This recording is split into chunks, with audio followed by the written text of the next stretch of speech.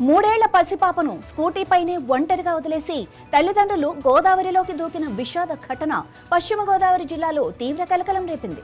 కంటికి రెప్పలా కాపాడుకోవాల్సిన చిన్నారిని ఒంటరిగా వదిలేసి దంపతులు ఈ దారుణ నిర్ణయం తీసుకోవటం స్థానికులను తీవ్ర దిగ్భ్రాంతికి గురి చేస్తుంది.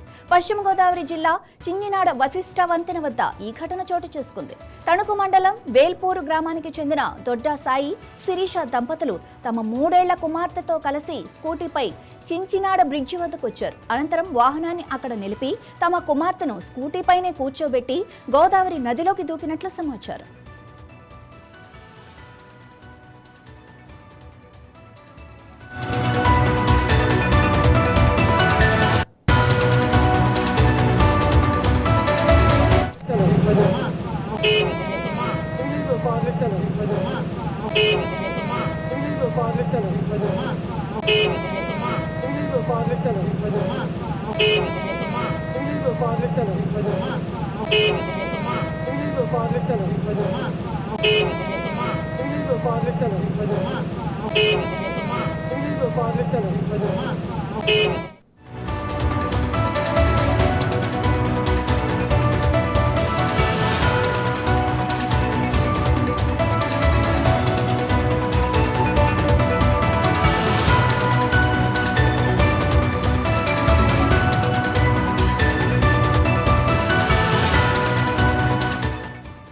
చీకటి పడుతున్న వేళ తీవ్రమైన చలిలో వణుకుతూ తల్లిదండ్రుల కోసం ఆ చిన్నారి మమ్మీ డాడీ అంటూ రోదిస్తూ ఎదురు చూసింది.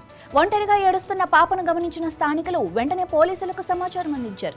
ఘటనా స్థలానికి చేరుకున్న పోలీసులు చిన్నారిని సురక్షితంగా తరలించారు. మరోవైపు గోదావరిలోకి దూకిన దంపతుల కోసం పోలీసులు గాలింపు చర్యలు చేపట్టారు. కుటుంబ కలహాల, ఆర్థిక ఇబ్బందుల లేక మరేదైనా కారణమన్న కోణంలో పోలీసులు దర్యాప్తు చేస్తున్నారు. తల్లిదండ్రులు ఎక్కడ ఉన్నారో తెలియక ఏం జరిగిందో అర్థం కాక ఒంటరి వయసులో ఆ 3 ఏళ్ల చిన్నారి మిగిలిపోవటం స్థానికులను తీవ్రంగా కలిచివేసింది.